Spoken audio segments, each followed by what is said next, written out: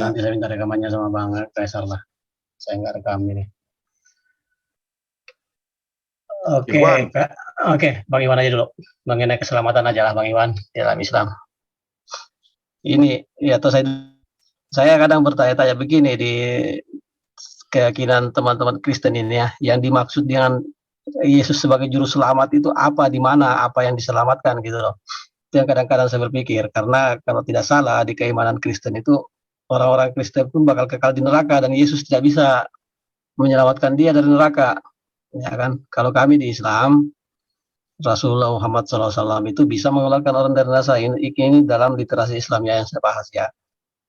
Tuh, di situ saya berpikir apa yang diselamatkan ini Yesus di kekristenan, karena ada narasi yang biasa dengar katanya orang-orang Kristen itu kekal di neraka juga kan. Artinya tidak bisa diselamatkan. Yesus pun tidak punya kapasitas untuk itu. Tapi itu kan di hari kemudian. Nah, kembali kepada proses ini kan yang diyakini teman-teman Kristen, bahwa sebagaimana narasi tadi yang saya dengar, bahwa mengakui Yesus sebagai Tuhan, mati di salib dan bangkit di hari ketiga, maka dia akan diselamatkan. Nah, pertanyaannya diselamatkan dari apa ini? Apakah penyalibannya yang menjadikan dia selamat karena harus meyakini penyaliban, atau Yesusnya yang menyelamatkan? Kalau saya dengar tadi kan 3 rangkaian yang tidak terputus itu, meyakini Yesus sebagai Tuhan, meyakini dia mati di salib, dan meyakini dia bangkit di hari ketiga, sehingga menjadi juru selamat. Ketika salah satunya tidak diyakini, bagaimana? Apakah dia tidak jadi juru selamat? Ini kan jadi pertanyaan dalam pikiran saya sendiri ya. Ketika jadi pertanyaan bersayap jadinya, yang menyelamatkan ini kebangkitannya atau matinya di kayu salib gitu loh. Kalau yang dimaksud matinya di kayu salib yang menyelamatkan, otomatis harusnya ada perubahan pada perilaku manusia setelah terjadi penyaliban kan. Minimal ada perubahan yang terlihat, yang tadinya mungkin manusia cenderung berbuat dosa, setelah ada penyaliban tidak ada lagi seperti itu kan. Kalau konsepnya ke sana. Sebenarnya yang menyelamatkan ini Yesusnya kah, penyalibannya kah, atau gimana gitu ya.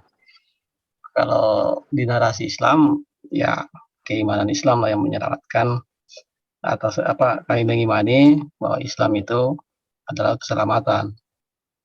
Ketika kita beragama Islam, memeluk ajaran Islam secara kafah, kalau bahasa ininya, artinya menyeluruh lah ya, bahasa sederhananya ya, insya Allah niscaya pasti masuk surga.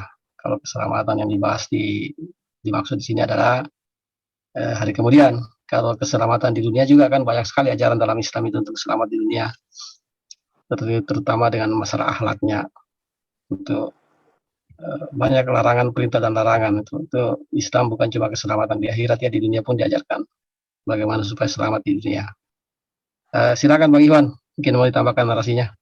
Saya sekedar memulai saja karena Baik, terima kasih ya, terima kasih. Jadi apa yang disampaikan Bang Awi itu memang sepertinya di Kristen itu ya, konsep untuk tujuannya itu tidak jelas ya. Jika hidup kekal ya, tujuannya seperti apa di sana nanti ya setelah dunia. Ini yang tidak jelas digambarkan di dalam Kristen itu. Ya, karena orang Kristen itu tidak ketika kematian tidak hidup lagi secara fisik. Nah, tentu ini tidak bisa dikatakan sebagai hidup kekal. Ya, kalau hidup kekal itu tentu manusia secara fisik dan dengan roh dan jiwanya. Ya, kalau di akidah Kristen tidak ada tujuan seperti itu, maka sangat percuma menjadi pengikut agama Kristen.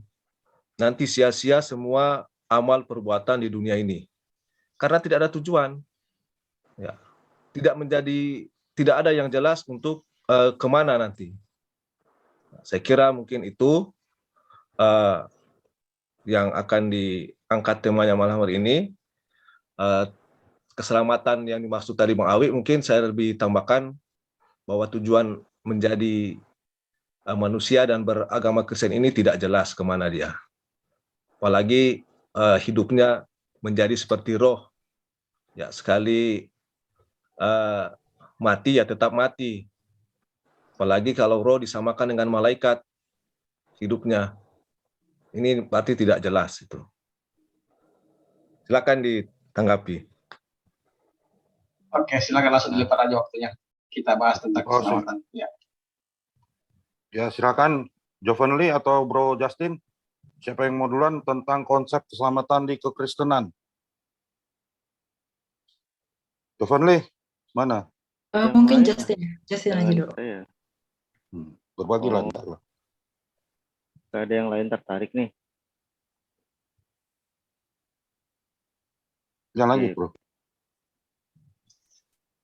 Ya, sebenarnya saya juga sebenarnya mau istirahat nih, tapi oke ya, ini karena keselamatan topik yang menarik ya. Jadi begini ya, kalau saya mau jujur ya dalam dialog lintas iman ini, kalau boleh kritis ya, konsep keselamatan di dalam Quran itu bagi kami yang Kristen, jujur saja, itu berantakan. Karena ayat-ayat di dalam Quran sendiri mengatakan karena rahmat Allah, karena ridho Allah, atau karena melakukan perbuatan. Mana yang benar gitu kan? Seolah-olah kontradiksi. Ya, saya masih memperhalus lah ya. Meskipun saya bisa menampilkan ayat kontradiksi itu. Nah, kalau teman-teman mungkin ditanya berdasarkan apa keselamatan itu? Mengumpulkan pahala, oke. Pahala itu nanti ditimbang, oke. Berarti yang menentukan secara teknis bukan Allah, tapi pahala dan timbangan itu. Oh, tetap ada rahmat Allah. Lihat lalu di mana proporsinya gitu. Kalau saya debat waktu itu dengan siapa lupa ya. Kami orang Kristen jelas mampu menjelaskan dengan sangat baik. Keselamatan itu adalah kasih karunia. Itu hukum yang utama, kasih karunia Allah, pemberian cuma-cuma. Kenapa diberikan secara cuma-cuma? Karena pada hakikatnya manusia itu seharusnya mati sejak zaman Adam. Itu sudah ketetapan, itu ketetapan dogmatis, tidak bisa dirubah. Kejadian 2 ayat 17. Jika kamu memakan buah ini, atau saya terjemahkan, jika kamu melanggar, kamu akan mati. Harusnya mati, nyatanya tidak mati. Kematian itu seharusnya berdampak langsung saat itu, tubuh, jiwa, roh mati secara total, absolut. Tetapi tidak absolut. Nah, konsisten nggak Allah kami menetapkan ketetapan itu konsisten? Ya, tetapi ingat, kasih Allah yang sesungguhnya, Tuhan kami itu sifatnya bukan sifat murka, sifat menghukum, apalagi membuat manusia itu dengan karakter dosa satu paket dengan hukumannya. Seperti yang saya analogikan, kalau saya mau punya anak dengan istri saya, mah, kita mau punya anak ya, oke Pak. Oke Mah, kalau punya anak, nanti saya siapkan ya Mah penjara untuk anak saya. Oh, Papa Edan. Nah, nggak mungkin. Masalahnya kalau bicara keselamatan, saya tidak mau langsung bicara seperti Pak Ivan tadi. Oh, langsung nanti bicara ke masa depan, mau seperti apa. Oh, Islam saja masih terbelah jadi dua kok. Surga itu diciptakan nanti atau sekarang. Kami juga tahu hal itu. Kalian masih berpolemik 1400 tahun. Tapi bicara dulu dari awalnya seperti apa asal muasalnya. Disitulah kita bisa melihat sifat Tuhan, karakter Tuhan yang sesungguhnya. Masalahnya di sini ada jurang antara kalian, Kristen, Islam, dan Kristen.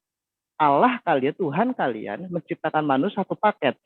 Dengan hukum Allah, hukum itu dinyatakan dan berlaku apabila manusia melanggar hukum itu. Itu kan logika yang selama ini dengung-dengungkan. Tetapi Tuhan kami tidak seperti itu. Sejak mulanya Tuhan tidak mencobai. Bahkan sangat membenci dosa. Saya sudah berkali-kali menjelaskan ini. Nah, tetapi manusia akhirnya memilih untuk tidak taat. Meskipun dosa bukan dari dalam diri manusia. Tetapi dari luar manusia. Untuk itulah berlaku keadilan. Kalau dosa dari dalam diri manusia menjadi iblis. Nah, ada pengampunan. Nah, sifat Tuhan yang mengampuni, yang mengasihi adalah sifat Tuhan yang sungguh ya. Allah kami adalah Allah kasih. Jadi ketika manusia seharusnya mati, tetapi berlaku keadilan Allah, karena dosa bukan dari dalam diri manusia, tapi dari luar, maka manusia mendapat pengampunan, meskipun ada dampak yang harus ditanggung. Nah, di situ nanti kita bicara teknis keselamatan, bagaimana manusia berproses untuk mengalahkan kodrat kedagingan ini kembali ke kodrat awal, yaitu kodrat kerohanian. Masih ada berapa menit ini? Oke, silakan, Bro, Sister Jovendi. Ya, jadi tadi kan pertanyaan yang disampaikan itu bagaimana sebenarnya keselamatan dalam Kristen itu, bagaimana konsepsinya gitu. Tapi sebelum kita berbicara tentang keselamatan itu sendiri, kita harus tahu dulu sebenarnya bagaimana tujuan penciptaan manusia. Ketika Allah menciptakan manusia itu untuk apa? Nah, ketika Allah menciptakan manusia, itu adalah untuk tujuan yang kekal, ya.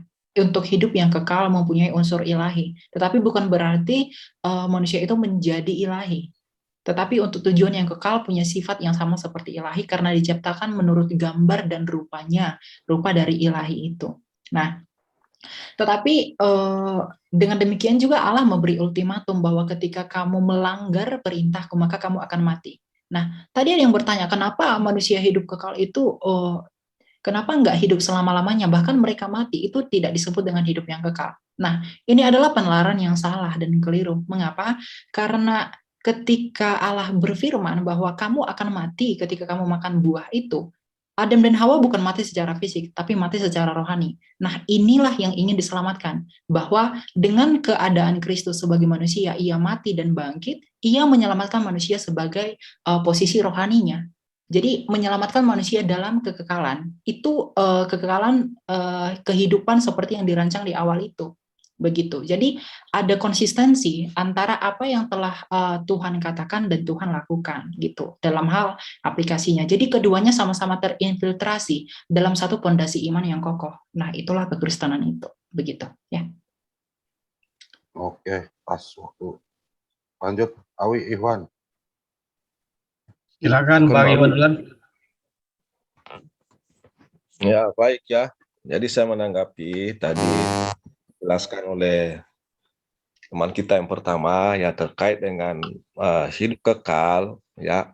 Artinya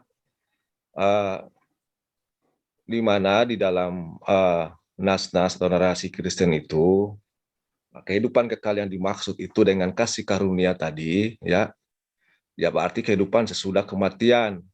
Ya, saya membaca di dalam kitab Kristen itu bahwa manusia di sana menjadi seperti roh, hidup seperti malaikat. Nah, kalau digunakan akal sehat ya, akal sehat kita, maka kita itu tidak bisa dikatakan hidup kekal. Itu mati namanya. Ya, berbeda dengan Islam. Islam ketika kematian tentu Allah akan bangkitkan ya dengan tubuh kita yang diciptakan kembali, dan apalagi hidup kekalnya jelas kepastian bagi orang-orang yang beriman akan hidup kekal di surga, bukan hanya roh saja ya. Kalau hanya roh saja berarti kita kembali ke titik nol sebelum diciptakan ke bumi. Ya, ini yang tidak jelas di dalam ajaran Kristen ya. Boleh dibuka screen? Ya, boleh buka screen. Ini tidak jelas di dalam ajaran kekristenan. Ya. Kalau dosa itu karena dosa hingga harus mati, ya, sehingga apa tadi mati rohani manusia, sehingga ada 6 poin yang mengakibatkan karena dosa itu, ya. Di awal Nabi Adam memakan buah. Ya, sebelum Nabi Adam memakan buah, ya tentu dia tidak berdosa. Ya, tetapi kenapa dia memakan buah? Karena disitulah tentu fitrahnya manusia, ya bukan karena dosa. Ya, buktinya manusia setelah anak cucu Adam, ya banyak kok yang mereka orang-orang beriman yang mampu tidak melakukan dosa, ya seperti para nabi dan sebagainya. Jadi kehidupan kekal yang dimaksud di sini, jika saja dalam akidah Kristen setelah di dunia, itu kemana? Apakah menjadi seperti roh yang tidak berwujud apa-apa? Ya, kalau tidak berwujud apa-apa, maka itu namanya bukan manusia. Ya, itu hantu namanya. Ya, bahkan ya tidak bisa disejajarkan dengan malaikat, ya karena malaikat adalah makhluk yang diciptakan tentu berbeda dengan manusia.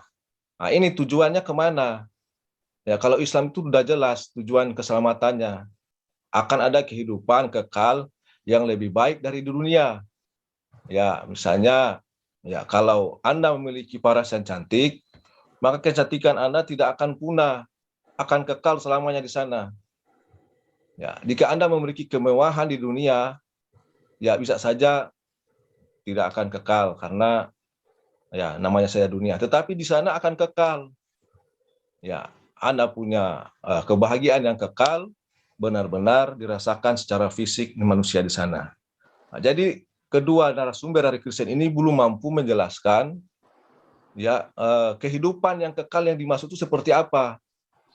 Itu kalau menjadi angin ya percuma, itu bukan kehidupan kekal. Silakan tambahkan Bang Awi.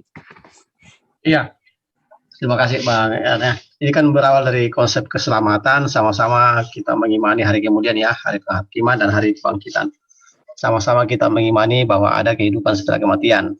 Cuma mungkin bentuknya berbeda. Kalau dalam Islam seperti yang dijelaskan Bang Ikhwan tadi, bahwa kita akan dibangkitkan sesuai dengan tubuh fisik juga yang baru ya, yang Allah akan ciptakan, yang walau seperti apa. Namun jika sudah gagah dari awal di dunia, insya Allah di sana kan lebih gagah lagi. Itu yang dimaksud bahwa, nah setelah kalau darasi Islam kan konsep keselamatan ini kan kalau menurut yang kita imani pasti tujuannya untuk ke surga, di mana di dalamnya terdapat kenikmatan lah, kenikmatan yang cara menurut Islam tidak bisa kita bayangkan.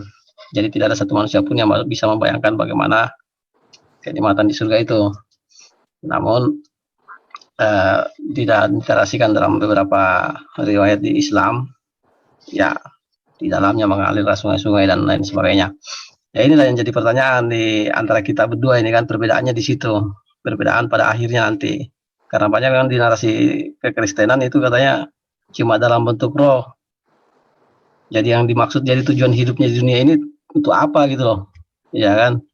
Kalau toh nanti akan tetap jadi roh yang tidak bisa apa-apa. Bukan ke awalnya manusia diciptakan itu bukan cuma dengan rohnya, dengan jasadnya. Berarti nggak jadi kembali seperti semula dong. Kalau begitu narasinya kan, Adam kan pertama kali diciptakan dengan tubuh dan jiwa dan rohnya. Waktu di Taman Eden, kalau menurut keimanan Kristen kan, dalam Islam pun begitu. Dalam surga dia diciptakan itu lengkap. Apakah akan kembali seperti itu saudara kekristenan ini atau cuma roh saja? Kalau kami kan di Islam mengimani ya kembali seperti itu, artinya punya tubuh, punya jasad, dan punya jiwa dan roh. Waktu habis. Ya, silakan. Ya, silakan pihak Kristen, Justin. Ini aku aja yang jawab ya sebentar ya. Oke. Ya, jadi jelas ya tadi sudah dijelaskan dari pertanyaannya itu negasinya udah jelas bagaimana sebenarnya konsep keselamatan dalam Kristen. Nah, tapi yang menjadi permasalahannya adalah bagaimana wujud keselamatan itu. Apakah nanti manusia setelah diselamatkan itu mereka selamat hanya roh saja? Bukan. Makanya itu ada kita orang Kristen percaya tentang kebangkitan. Kebangkitan yang akan datang ketika Yesus Kristus datang ke dunia sebagai hakim yang adil. Nah, kebangkitan yang dirasakan oleh orang-orang yang percaya itu adalah kebangkitan dengan tubuh yang baru, dengan tubuh yang tidak sama seperti tubuh sekarang ini. Karena apa? Hidup yang sekarang ini adalah tubuh yang kita miliki sekarang ini tidak boleh masuk ke dalam kerajaan surga. Sebab apa? Dalam Alkitab disebutkan bahwa daging dan darah tidak mendapat bagian dalam kerajaan surga. Artinya, sama seperti tubuh kita yang hina ini, nanti kita juga akan bangkit orang-orang yang percaya ketika Yesus Kristus datang ke dunia, maka tubuh kita yang hina ini akan dipulihkan dan menjadi sama seperti tubuhnya. Dan tentunya kita juga akan hidup seperti malaikat-malaikat di surga. Hidup seperti malaikat di surga itu bukan berarti manusia itu yang percaya tadi, yang dijanjikan keselamatan itu menjadi hidup tanpa daging. Tapi kita akan hidup dengan daging. Kalau kita berbicara lebih jauh tentang dunia eskatologi terkait dengan doktrin akhir zaman, nanti Allah itu akan memperbarui dunia ini, langit dan bumi yang baru. Nah, kalau kita pelajari lebih dalam lagi, bahwa manusia itu nanti akan diletakkan kembali sebagaimana tujuan awal menciptakan manusia, untuk tujuan kekekalan. Nah, jadi tujuan penebusan itu, hidup yang kekal yang dijanjikan Allah itu, yang melalui Kristus itu, yang adalah jalan, kebenaran, dan hidup, adalah untuk memulihkan status manusia pendosa tadi. Agar apa? Di tempat yang adalah Allah yang suci itu tidak terdapat dosa dan kecemaran. Nah, jadi orang Kristen itu ketika mereka sudah pergi ke surga atau mungkin mereka diselamatkan, mereka tidak hanya dalam roh saja. Mengapa? Kita percaya kebangkitan daging, tetapi daging yang dipulihkan, begitu.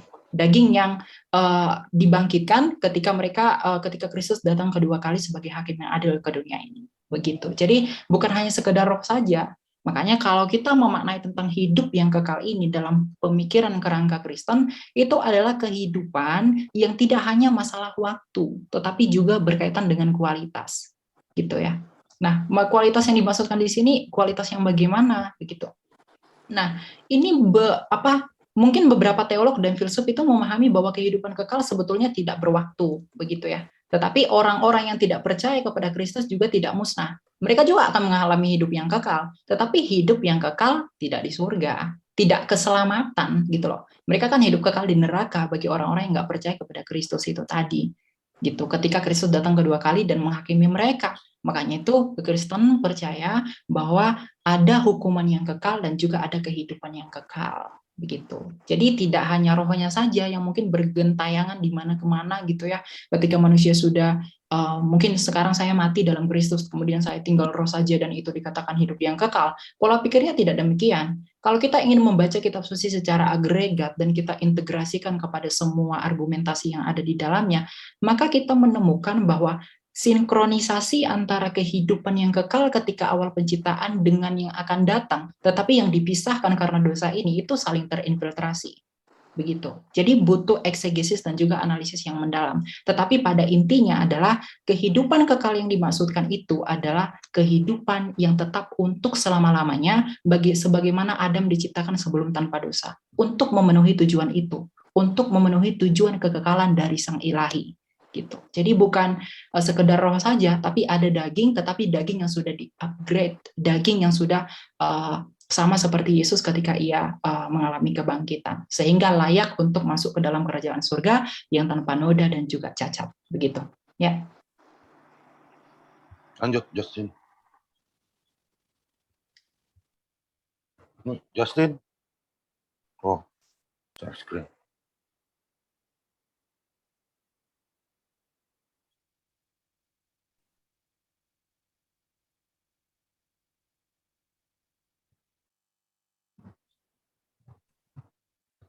Suaranya belum ada, Pak.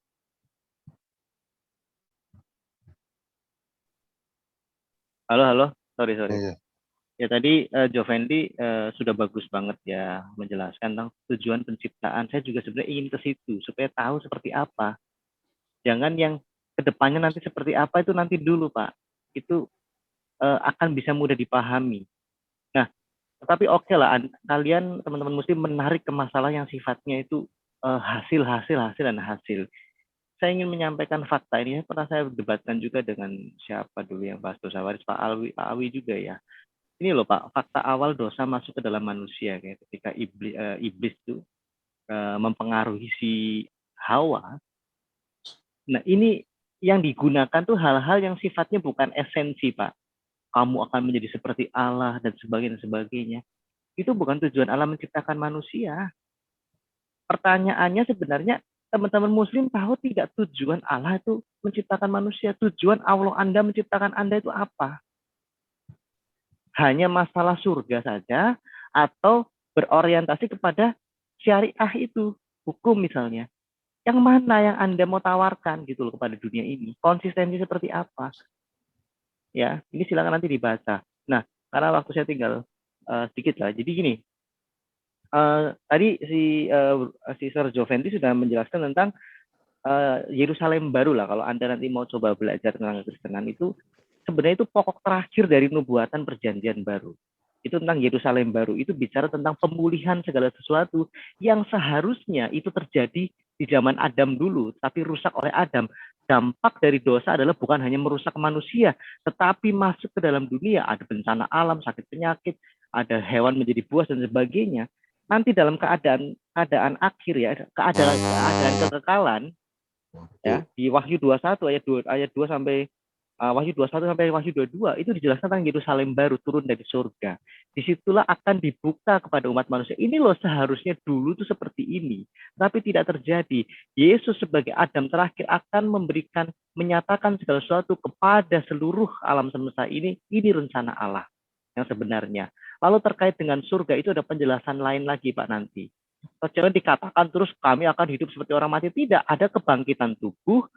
Jadi penyelamatan manusia, kalau Bapak baca di Ibrani 2 satu pasal, itu bicara Yesus. Kenapa Allah melalui firman-Nya turun ke dalam dunia?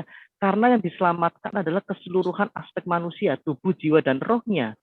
Dari tubuh ini makanya akan dibangkitkan, nanti akan dimuliakan, seperti tubuh Kristus ketika bangkit. Kemudian nanti ada tubuh kemuliaan surga yang kita tidak tahu seperti apa. Tapi setelah bertemu muka dengan muka, yang samar-samar itu akan menjadi nyata. Jadi kekristenan itu bisa menjelaskan dengan suatu sangat baik mengenai hasil akhirnya seperti apa, Pak. Yang jelas itu keadaan yang tadi disinggung oleh Jovendi, tidak bercacat salah, tidak ada dosa. 2 Petrus 1 ayat 4, sebenarnya salah satu esensi teknis keselamatan adalah mengambil kodrat ilahi. Ini yang teman-teman muslim tidak tahu. Makanya bicara Yerusalem baru, bicara ciptaan yang baru. Saat ini kami sudah mendapatkan bagian itu sebagai warga negara surga. Roh kami sudah dilahirkan baru meskipun tubuh kami belum. Jadi nanti bicara ciptaan baru. Ya, makasih. Oke, saya dulu singkat ya Bang Iwan, nanti Bang Iwan yang menanggapi apa yang disampaikan Ibu tadi itu. Saya cuma menanggapi apa sedikit disampaikan, karena ini memang pernah dibahas sama saya dengan Bang Justin ini mengenai ini, dan kita ada kesepahaman di situ sebenarnya. Cuma yang menjadi perbedaan di kami berdua waktu itu, kalau tidak salah mengenai tujuan awal penciptaan manusia ya. Kalau sesuai dengan dalil Al-Quran, kalau tidak salah Al-Baqarah ayat 30, sebelum manusia diciptakan, ini saya ulang lagi padahal pernah kita bahas, tapi nanti ini tidak usah dibahas lagi, cuma diingatkan bahwa Allah mengatakan akan menciptakan manusia sebagai khalifah di muka bumi, itu ya tujuan awal penciptaannya. Artinya memang menjadi khalifah di muka bumi atau pemimpin di muka bumi. Nah, tujuannya apa di muka bumi, yaitu ada lagi dalam Al-Quran surah berapa saya lupa yang mengatakan wa ma khalaqtul jinna wal insa illa liya'buduh, dan tidaklah aku ciptakan jin dan manusia aku. Jadi kami dalam keimanan Islam, manusia diciptakan itu memang untuk beribadah kepada Allah. Ya, untuk beribadah kepada Allah. Itu. Dan apa yang akan kami dapatkan dari hal itu, tentu Allah itu maha menepati janji. Dia menjanjikan kehidupan yang kekal nanti di surga. Itu di dalam Al-Quran juga ada. Jadi saya lupa ayatnya, jelasnya seperti itulah. Tujuan awal penciptaan bagi manusia hanya untuk beribadah kepada Allah dan jaminan surga bagi orang yang beriman. Jadi kalau dibilang konsep keselamatan dalam Islam sebenarnya sangat sederhana ya. Banyak sekali dalilnya, bahkan ada hadis yang mengatakan barang siapa yang di akhir kalamnya mengucapkan la ilaha illallah, niscaya pasti masuk surga. Bahkan banyak sekali kalau itu. Jadi kalau bicara masalah eskatologi atau surga, ya kami dalam narasi Islam, dalam literatur Islam itu, ya saya ulangi lagi, agak berbeda mungkin kita. Kalau tadi barusan Ibu itu lagi mengatakan bahwa roh dengan daging, ada kedagingan, ya ini membantah lagi konsep-konsep yang biasa saya dengar, bahwa mengatakan dalam surga mereka itu tidak lagi kedagingan. Nah, selama masih ada daging, masih ada tubuh, berarti masih ada hal lain selain daripada roh, ya kan? Ini agak, mohon maaf karena saya berbeda mendengar, karena berbeda dengan penjelasan teman-teman lain agak berbeda, tapi nggak apa-apa, mungkin maksudnya sama, cuma cara penjelasannya aja berbeda ya. Saya cuma menjelaskan tentang keselamatan dalam Islamnya. Silakan Bang Iwan. Ya, baik ya, terima kasih. Jadi penjelasan tadi ya dari rekan kita Mbak tadi yang terkait bahwa kelak akan dibangkitkan juga dengan daging, dan kelak juga di surga dengan daging. Nah, tentu ini saya harapkan kepada Mbak supaya benar-benar menyampaikan apa yang benar-benar diimani oleh Kristen keumuman. Ya, jangan berbeda sendiri. Karena setahu saya, ya bukan hanya saya membaca, tetapi saya juga pernah mempelajari langsung dari kekristenan, dan bahkan dari pihak-pihak keluarga saya juga masih ada yang di pihak Kristen. Ya, pernyataan mereka itu berbeda dengan Anda, ya bahwa di sana tidak ada lagi hidup kedagingan. Inilah yang saya katakan bahwa ya dalam keimanan Kristen itu tidak jelas ya kehidupan setelah kematian, dan pada umumnya mengatakan di sana hidup seperti roh. Ya, jika hidup seperti kedagingan, maka timbul pertanyaan ya, timbul pertanyaan. Nah, di sana seperti apa nanti? Apalagi kalau tidak makan dan minum, ya, ya tentu akan lebih menyengsarakan kita ya di surga sana. Ya, jika tadi Ibu mengatakan atau Mbak bahwa akan hidup dengan kedagingan. Ya, ini mohon supaya ditunjukkan dalilnya ya di ayat mana, pasal berapa, agar semua Kristen-Kristen yang menyaksikan ya video ini akan sadar ya ternyata mereka bukan hidup seperti roh, tetapi sudah hidup juga roh dan daging di sana. Ya, mudah-mudahan Mbak bisa menjadi pencerahan bagi teman-teman Kristen lain ya terkait dengan pernyataan tadi. Ya, terkait juga dengan ini manusia hidup, sebenarnya rencana Allah itu menurut Kristen hidup kekal ya, tetapi karena dosa maka harus mati. Sini ada 6 poin. Ya, Kejadian 3:3 manusia jadi mengalami mati. Ya, ini mari kita uji apakah memang sebelum Adam sudah ada manusia yang sudah hidup kekal sehingga ketika Adam memakan ini sehingga dia harus mati gitu. Ya. Kalau memang tidak ada, ya memang sudah kodrat manusia itu sebagaimana di dalam Islam bahwa ditentukan kematiannya sebelum dia ke surga. Ya, kemudian terkutuklah bumi itu karena sebab engkau Adam. Ya, ini memangnya bumi itu sebelumnya seperti apa? Ya, belum apa-apa sudah dikutuk. Ya, berbeda mungkin jika Adam atau keturunannya sudah hidup lama, tiba-tiba dikutuk, kemudian berubah bumi dan sebagainya, ya tidak ada lagi matahari dan sebagainya. Tetapi kalau pernyataan ini justru ini adalah ciri-ciri manusia yang tidak bersyukur ya. Nikmat Allah itu kepada bumi itu luar biasa. Rizki itu datang dari langit, dari bumi, kita bisa hidup ya. Seekor cicak pun Allah sudah takdirkan rizkinya.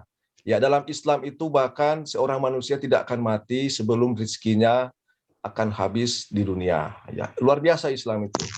Jadi bumi itu tidak terkutuk ya. Mau orang semiskin apapun Allah telah tetapkan rizkinya. Ya, perempuan menjadi susah ketika mengandung dan ketika melahirkan. Memangnya sebelumnya sudah ada wanita Waktu yang habis. mengandung. Ya, jadi silakan dijelaskan itu ya bukti ayat-ayat tadi. Ya, Kalau silakan. ada. Ya, Kristen, Jovenly, Justin. Oke. Ya. Ya tadi ada yang menyinggung ya, kenapa itu kalau kedagingan itu nggak masuk lagi ke dalam kerajaan surga begitu. Benar, ini adalah pernyataan yang tidak boleh disalahkan. Kedagingan tidak boleh masuk ke dalam surga. Tapi kedagingan ini dimaksudkan dalam hal ini apa? Kedagingan ini sifat kedagingan. Daging dan darah tidak masuk ke dalam kerajaan surga karena apa? Karena itu tidak suci, itu tidak kudus. Seandainya itu kudus, maka manusia juga kudus, tidak perlu ditebus. Tapi karena itu tidak kudus, maka itu tidak boleh masuk ke dalam kerajaan surga. Nah, tadi pertanyaannya itu, kamu tahu dari mana kalau masalah kebangkitan nanti manusia akan dibangkitkan? Kemudian tadi kamu berkata kamu komparasikan apa yang argumen yang saya bangun dengan apa yang kamu pelajari begitu. Nah, yang saya pikir di sini kamu harus mampu ngevalidasi dan juga ngeverifikasi sebenarnya bagaimana kekuatan yang kamu pakai kalau diselaraskan dengan apa yang Alkitab katakan. Nah, bukti yang paling mungkin menurut saya yang paling sederhana untuk mendukung kebangkitan orang mati itu adalah 1 Korintus 15 ayat 20 sampai 23. Saya bacakan saja ya. Tetapi yang benar ialah bahwa Kristus telah dibangkitkan dari antara orang mati sebagai yang sulung dari orang-orang yang telah meninggal. Sebab sama seperti maut datang karena satu orang manusia, demikian juga kebangkitan orang mati datang karena satu orang manusia. Karena sama seperti semua orang mati dalam persekutuan dengan Adam, demikian pula semua orang yang akan dihidupkan kembali dalam persekutuan dengan Kristus. Ya, tetapi tiap-tiap orang menurut urutannya, Kristus sebagai buah sulung. Sesudah itu mereka yang menjadi miliknya pada waktu kedatangannya. Ya, jadi ini jelas bahwa karena Adam, semua manusia itu berdosa, saudara. Semua orang itu menjadi tidak kudus di hadapan Allah. Oleh karena ketidaktaatan satu orang, semua itu menjadi berdosa. Tetapi oleh ketaatan Kristus dan matinya sebagai manusia, semua orang itu beroleh kekudusan. Itu didapatkan melalui apa? Melalui iman kepadanya. Maka kita dikuduskan, orang yang mau percaya kepadanya. Begitu. Nah, lalu bagaimana korelasinya ini dengan penciptaan Adam di awal? Kita kan tahu tadi bahwa diferensiasi atau perbedaannya itu adalah bahwa di agama kamu dan di kepercayaan saya, penciptaan manusia itu berbeda konsep. Kalau di kami itu untuk tujuan ilahi. Dengan jatuh ke dalam dosa, maka hubungan manusia dengan Allah itu menjadi jauh. Tetapi di dalam kepercayaan kamu hanyalah untuk beribadah. Tetapi yang menjadi pertanyaan saya, kalau emang tujuannya hanya untuk beribadah, kenapa Allah tidak menciptakan manusia itu di surga saja? Kenapa Allah menyanyiakan waktu sebegitu panjang dari segala zaman hanya untuk menunggu orang beribadah? Dan kemudian dikembalikan ke surga. Ini kan kurang kerjaan ya. Ini tidak absolut kalau saya lihat bagaimana pemandangan perspektif Anda. Lalu sedikit lagi ya terkait dengan kedagingan itu tadi. Ini saya hubungkan mungkin dengan kebangkitan Kristus. Nah, kesimpulan dari apa yang 1 Korintus itu berkata bahwa karena Kristus bangkit, maka pasti ada kebangkitan orang mati. Jelas ya narasinya tadi. Dan karena ada kebangkitan orang mati, atau karena ada hidup yang akan datang, maka akan menjadi sesuatu hal yang sia-sia orang yang hidup hanya untuk saat ini aja. Nah, misalkan orang kaya dan Lazarus. Ketika Yesus mengumpamakan itu, orang kaya itu hidup di dunia, tetapi setelah dia mati, dia menderita di alam maut. Nah, ini artinya apa? Dia tidak mendapat hidup yang kekal itu. Karena apa? Dia tidak percaya. Atau mungkin dia tidak menuruti hukum-hukum Taurat yang dulu ada, begitu. Sesuai dengan ketetapan Allah pada zamannya, sesuai dengan perjanjian itu. Nah, inilah konsepsinya. Jadi Allah kekristenan itu konsisten, menyatakan janjinya dan memberikan solusi. Tidak ada yang bertabrakan. Dia adil oleh karena satu orang, maka dia adil juga oleh karena satu orang dengan posisi yang sama, dengan tindakan yang selaras, dan juga dengan infiltrasi yang relevan. Itulah indahnya kekristenan, saudara. Bukan sekedar percaya begitu aja. Kalau kamu tadi berkata, ini nggak jelas gitu. Bagaimana konsep keselamatannya? Kemudian tadi hanya untuk beribadah saja. Ya kalau hanya untuk beribadah saja, kenapa Tuhan tidak menempatkan manusia di surga aja?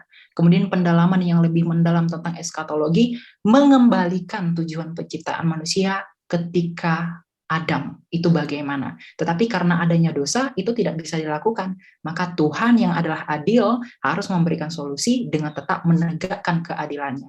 Maka itulah yang disebut dengan Allah dari segala sesuatu yang disebut Allah. Allah yang benar, Allah yang adil, dan Allah yang mengasihi. Ya, mungkin cukup dari saya. Oke, saya to the point saja, saya mau share screen ya. Tadi Pak Ikhwan membahas ini ya. Judulnya menurut Kristen karena dosa maka harus mati loh. Manusia hidup karena dosa hingga harus mati. Lalu menampilkannya Kejadian 3. Loh, Anda ini bagaimana sih?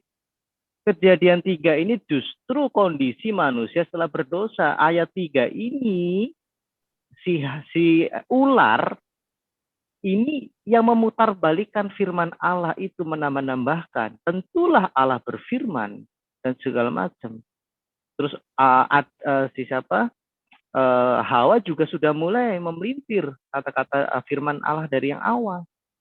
Justru inilah yang tadi Pak Awi nyatakan ini yang membedakan Kristen dengan Islam. Kalau Kristen bukan Kejadian 3 kondisi awal, Pak, di Kejadian 2. Adam itu berkuasa atas bumi ini, lihat nih ya. Adam berkuasa untuk memberi nama, dia mempunyai kekuatan untuk bisa masuk ke dalam air, kira seperti itu, atau kemana, terbang ke angkasa mungkin seperti itu. Kejadian 3 ini bukan gambaran tujuan Allah, Pak. Inilah tujuan iblis, dan ini sesuai dengan premis Quran, maaf dengan segala hormat. Ketika manusia diciptakan dengan kondisi berdosa. Jadi Anda bertanya ke saudara Anda yang Kristen tuh, saya tidak yakin kalau itu Kristen sejati, mohon maaf. Kristen sejati tahu bahwa Kejadian 3 ini justru kondisi manusia berdosa. Ini kehendak iblis, menginginkan manusia berdosa. Dan justru hal ini ada di dalam Islam. Allah menciptakan manusia dengan berdosa, supaya syariatnya laku. Waktu habis. Nah, itu ya, makasih. Ya, silakan. Awi Iwan. Oke, saya dulu ya. Jadi sedikit dulu bahwa Allah tidak ada dalam narasi-narasi Islam yang mengatakan Allah menciptakan manusia dalam kondisi berdosa. Yang ada itu manusia diciptakan, apalagi bayi yang baru lahir itu dalam kondisi suci ya, fitrahnya suci. Tidak ada dalam kondisi berdosa itu manusia diciptakan. Dalam nalar Islam tidak seperti itu. Itu saya untuk Bang Justin. Kalau itu Ibu tadi yang mengatakan kenapa tidak di surga saja ya, kan sudah di awal di Al-Baqarah ayat 30 mengatakan Allah akan menciptakan manusia untuk menjadi khalifah di muka bumi. Memang untuk ditempatkan di muka bumi, ya di muka bumi. Setelah dia diciptakan, memang untuk turunkan ke bumi. Kalau mengatakan kenapa bukan di surga saja kalau untuk beribadah, nah itu mungkin agak berbeda pandangan kita di situ dalam cara berpikirnya ya, karena sudah dikatakan di awal dari Al-Quran yang mengatakan ya tidak bisa kami bantah, itu sudah ada dalam Al-Quran. Dan memang itu tujuannya Allah menciptakan, tujuannya itu adalah untuk beribadah kepada Allah. Lalu apa untuk tujuannya itu? Masa untuk membantah, masa untuk membangkang, masa untuk melawan, masa untuk melakukan dosa? Kan mustahil. Anggaplah kita saja yang menganalogikan, saya membuat sesuatu, saya buat itu untuk melawan saya, kan mustahil itu. Atau saya menciptakan suatu robot, yang kemudian robot itu saya ciptakan dengan program untuk menghancurkan saya, kan mustahil. Otomatis kan untuk mengikuti perintah saya. Ya kan? Itu kan tujuannya. Ya. Kalau mengatakan begini, banyak dari Al-Quran itu ya, yang mengatakan, saya lupa, cuma ada itu yang mengatakan bahwa Allah itu memberikan, menciptakan manusia sekaligus menunjukkan dua jalan.